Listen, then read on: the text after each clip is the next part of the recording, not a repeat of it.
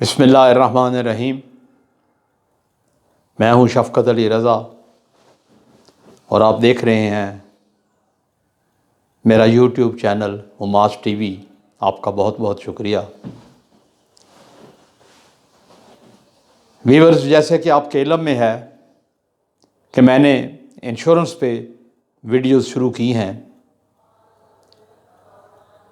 آج کل دسمبر بھی ہے اور انشورنس کا سیزن بھی ہے، تو میں نے ضروری سمجھا کہ میں موٹیویشنل اور کرنٹ افیئر کی ویڈیوز ہیں وہ بھی کرتے رہیں گے ساتھ ساتھ، لیکن اس کا ضرور ذکر کیا جائے۔ پچھلی ویڈیو میں نے گزارش کی تھی کہ پاکستان میں اس وقت جو انشورنس رائج ہے وہ کیسے ہے، اس کا طریقہ کار آپ کو سمجھانے کی کوشش کروں گا، اس کے بینیفٹ کیا چاہتی ہے۔ سب سے پہلے تو میں آپ کو اسٹیٹ لائف کے بارے میں یہ بتاؤں گا۔ باقی کمپنیاں بھی زور و شور سے کام کر رہی ہیں، لیکن اس کی مشن سٹیٹمنٹ ہے کہ ہر پاکستانی کو، کیونکہ یہ سرکاری سرپرستی میں کام کر رہی ہے، کہ ہر پاکستانی کو اس کے ڈور سٹیپ پہ انشورنس کے فوائد پہنچانا۔ اسی لیے ان کی مارکیٹنگ فورس بڑی ایکٹیو ہوتی ہے۔ وہ گاؤں میں جا کے کسان کو بھی اور دیگر گاؤں میں کام کرنے والے جو لوگ ہوتے ہیں، کوئی لکڑی کا کام کرتا ہے، کوئی لوہے کا کام کرتا ہے، کوئی زرعی مزدور ہے، تو انہیں بھی انشورنس سمجھا رہے ہوتے ہیں۔ بہت بڑا کام ہے، صرف مخصوص لوگوں میں انشورنس کی بات نہیں کرتے ہیں، یہ ہر جگہ پہ، ہر ایک جگہ پہ جا کے یہ انشورنس کی بات سمجھاتے ہیں۔ پاکستان میں اسٹیٹ لائف اور دیگر کمپنیوں نے انشورنس کے لیے جو پہلو کور کیے ہیں وہ ہے بچت، سیونگ جس کو بولتے ہیں ہم، تحفظ، رسک کورنگ، سرمایہ کاری، انویسٹمنٹ، ٹیکس ریبیٹ، اور اسٹیٹ لائف اور دیگر کمپنیاں لون کی سہولت بھی دیتی ہیں۔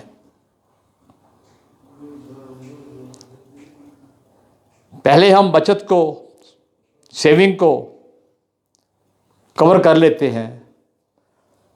ساتھیوں، جیسا کہ آپ کے علم میں ہے کہ ہم جتنے افراد دنیا میں آتے ہیں یہ خدا کے بنائے ہوئے قانون فطرت کے پابند ہیں، ہم اس سے باہر نہیں نکل سکتے، اور اسی میں ہم نے اپنی معاشی منصوبہ بندی یا دوسری منصوبہ بندیاں کرنی ہوتی ہیں۔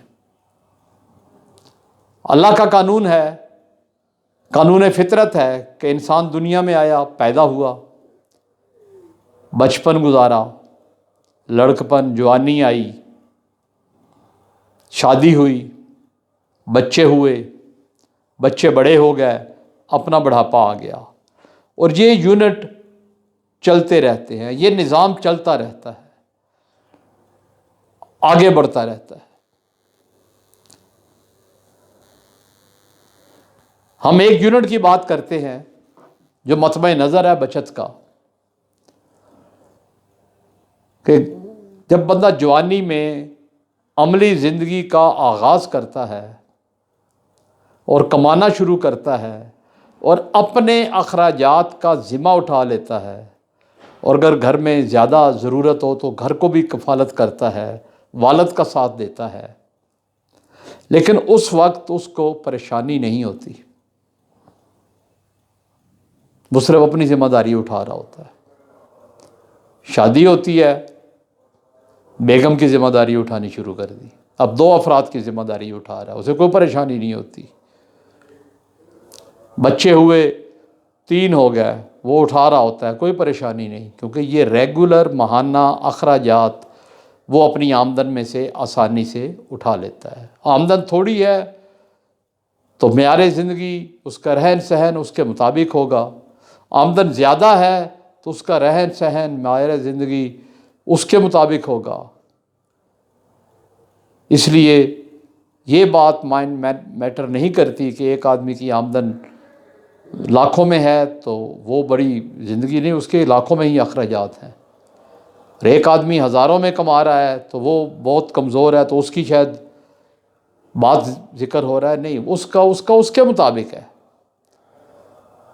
پلاننگ کا اور اس کی چیز کی ضرورت کا تعین ہر ایک کے لیے ایک جیسا ہے، یہ اللہ کا نظام ہے، اللہ کے نظام میں کوئی باہر نہیں ہے۔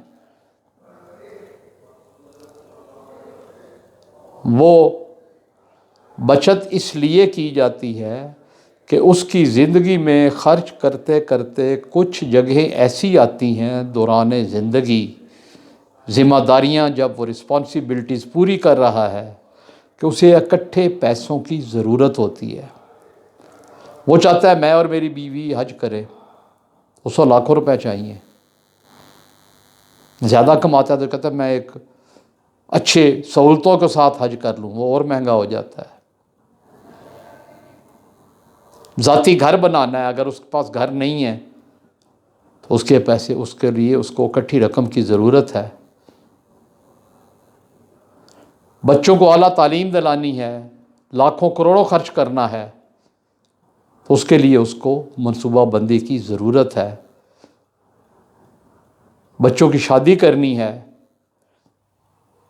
وہ اکٹھی رقم کی ضرورت ہے۔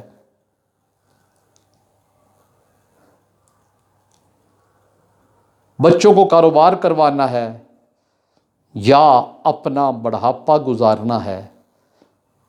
بڑھاپے میں آپ سب جانتے ہیں کہ صورتحال یہ ہوتی ہے کہ جس شخص نے ساری عمر پیسہ کمایا ہوتا ہے، بڑھاپے میں اس کے اعضاء، جسمانی اعضاء اور ذہنی طور پہ وہ اس پوزیشن میں نہیں ہوتا کہ وہ مارکیٹ کا مقابلہ کر کے پیسہ کما سکے، تو اس نے زندگی تو گزارنی ہے۔ تو ریٹائرمنٹ کی لائف جو منصوبہ بندی کر کے گزارے گا اس کی اچھی گزرے گی۔ ان تمام چیزوں کے لیے ساتھیوں، دوستوں، منصوبہ بندی کی ضرورت ہے۔ میرے بھائیوں، میری بہنوں، منصوبہ بندی کی ضرورت ہے کہ وہ حج کے لیے اپنے پیسوں کا کچھ پرسنٹ 10 سے 20% کے درمیان بچایا کرے، بچت کرے، تاکہ حج کے وقت حج ہو جائے، گھر بننا ہے گھر بن جائے، بچوں کی اعلیٰ تعلیم کے وقت اعلیٰ تعلیم کے لیے پیسے آ جائیں، بچوں کی شادیوں کے وقت شادیوں کے لیے پیسے ہو جائیں، اپنا بڑھاپا آ جائے تو بڑھاپا گزارنے کے لیے اکٹھی رقم اس کو مل جائے۔ تو اس کے لیے منصوبہ بندی کرنی ہوگی، پلان کرنا ہوگا۔ انشورنس یہ تمام مواقع مہیا کرتا ہے۔ فلیکسیبل پیریڈ اس کی شرط ہے، فلیکسیبل پریمیم اس کی شرط ہے۔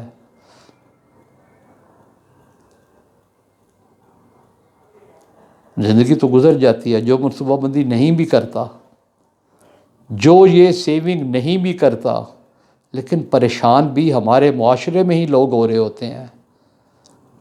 ہمارے ہاں ایسی صورتحال نہیں ہے، ہزاروں میں شاید کوئی ایک بندہ ہو جو اچانک اپنی کلاس سے نکل جائے اور اس کو ضرورت نہ پڑے، اس کے تمام کام ہوتے جائیں۔ لیکن زیادہ تر لوگ جیسے جیسے کمانا شروع کرتے ہیں، قانونی اور فطری طور پہ جو آمدن بڑھ رہی ہوتی ہے وہ اتنی زیادہ نہیں ہوتی کہ اس میں سے وہ اکٹھے پیسے نکال سکے۔ وہ بچت کرنا سیکھے گا تو اس کے پیسے نکلیں گے۔ یہ ہے انشورنس کا، بچت کا مفہوم۔ رسک کورنگ، میں نے پہلے بھی گزارش کر دی ہے، پچھلی ویڈیو میں بھی، تو بہت ضروری ہے۔ جو وہ نہیں کرتا، جو اپنے زیر کفالت افراد کا خیال نہیں رکھتا بندہ، یہ پالیسیاں تو اصل میں زیر کفالت افراد کو کروانی چاہیے کہ ہمارے لیے ہمارا کمانے والا فرد نہایت اہم ہے، اس کی انشورنس نہیں ہوگی تو ہم رل جائیں گے۔ لیکن پاکستان میں کمانے والا فرد خود بھی اپنی اس رسپانسبلٹی کا خیال رکھ رہا ہوتا ہے، وہ اپنے ان لوگوں کا خیال رکھ رہا ہوتا ہے جو اس کے زیر کفالت افراد ہیں۔ رسک کورنگ میں اگر گھر کا فرد اللہ کو پیارا ہو جائے یا معذور ہو جائے تو جو مسائل اس گھر میں پیدا ہوتے ہیں وہ ہر ایک کی زندگی میں ان کے سامنے ہوتے ہیں. ہر خاندان میں ایسی مثالیں ہوتی ہیں، ہر محلے میں ایسی مثالیں ہوتی ہیں، گھروں میں ایسی مثالیں ہوتی ہیں. یہاں پہ کہا گیا ہے کہ بیمہ زندگی کے لیے جب لوگ کہتے ہیں کہ میں مشورہ کرتا ہوں اپنی بیوی سے، تو انشورنس والے کہتے ہیں کہ نہیں، اپنی بیوی سے مشورہ نہ کر، کسی بیوہ سے مشورہ کر، وہ تجھے بتائے گی انشورنس کی ویلیو. یہ جو پیسے ملتے ہیں یا ملنے چاہیے وہ بتائے گی کہ میں اپنے خاوند کے دور میں کیسے تھی اور اس کے بعد میرا کیا حال ہوا ہے، یا میرے بچوں کے ساتھ میں نے کیسے وقت گزارا ہے اگر اس نے منصوبہ بندی نہ کی ہو. تو رسک کورنگ بھی امپورٹنٹ پہلو ہے جو پاکستان میں انشورنس کمپنیاں حل پیش کرتی ہیں. سرمایہ کاری، امیر لوگ ہوتے ہیں، وہ کاروبار کر رہے ہیں یا کسی بھی جگہ سے پیسہ کما رہے ہیں، جائز اور حلال پیسہ، لیکن اب وہ کسی اور جگہ، ایسی جگہ پیسہ لگانا چاہتے ہیں جہاں پہ انہیں محنت نہ کرنی پڑے، پیسے کا استعمال درست ہو اور پیسہ منافع سمیت واپس آئے. تو ایک آدمی اگر 1 کروڑ کی، 2 کروڑ کی، 4 کروڑ کی پالیسی خریدتا ہے تو جو سب سے بہتر اس وقت ہے، کنفرم جو منافع دے رہا ہے ادارہ لائف انشورنس کا، وہ اسٹیٹ لائف انشورنس ہے. وہ 4 گنا تک واپسی دیتے ہیں جو موجودہ شرح ہے. یہ بڑھنے کے چانسز ہے، بڑھ کے یہ 4.5، 5، 5.5 ہو جائے، لیکن 4 ہر حال میں. ایک آدمی نے 2 کروڑ کی پالیسی خریدی ہے، 8 کروڑ روپیہ اسے واپس ملے گا. 5 کروڑ کی پالیسی خریدی ہے، اس نے قسطوں میں 5 کروڑ پورا کرنا ہے اور اس کو 20 کروڑ اس سے زیادہ رقم اس کو واپس ملے گی. تو یہ سرمایہ کاری کی مد میں بھی اس وقت بہت اچھا ماحول بنا ہوا ہے. لوگوں کے پاس پیسہ ہے، لوگ دینا چاہتے ہیں، ہمارے لوگ اپروچ نہیں کرتے، انشورنس والے اپروچ نہیں کرتے. اس سے اگلا پہلو ہے ٹیکس ریبیٹ. ٹیکس کا آج کل غلغلہ ہے، تو انشورنس میں انویسٹ کرنے والا، ان کا وکیل انہیں بتا سکتا ہے کہ آپ نے جو پیسہ انشورنس میں دیا ہے اس میں آپ کو کتنا ریبیٹ ملے گا. FBR میں وہ ریبیٹ موجود ہے اور لوگ لیتے ہیں. اس کے علاوہ 3-4 سال قسطیں دے دی جائیں تو اسٹیٹ لائف لون کی سہولت بھی دیتی ہے سرمایہ کاری کرنے والے کو. وہ اگر کاروباری فرد ہے اور اپنا پیسہ اپنے کاروبار میں لگا کے بڑھا سکتا ہے تو اس کو لون کی سہولت ملتی ہے. اپنے دیے ہوئے کیش ویلیو جو اس کی بنتی ہے 3 سال 4 سال کے بعد 80% اس کا وہ لون کی شکل میں اویل کر سکتا ہے. صرف اس کی دوسری طرف اس کی پالیسی کا منافع، بونس سالانہ اس کو ملتا رہے گا. تو اس نے اسٹیٹ لائف کو کچھ رقم پے کرتا رہے تو اپنے پیسے خود استعمال کرتا رہے. اسٹیٹ لائف کو کوئی اعتراض نہیں ہے، انشورنس کسی بھی کمپنی کو کوئی اعتراض نہیں ہے. میں یہیں پہ اپنی بات کا اختتام کروں گا.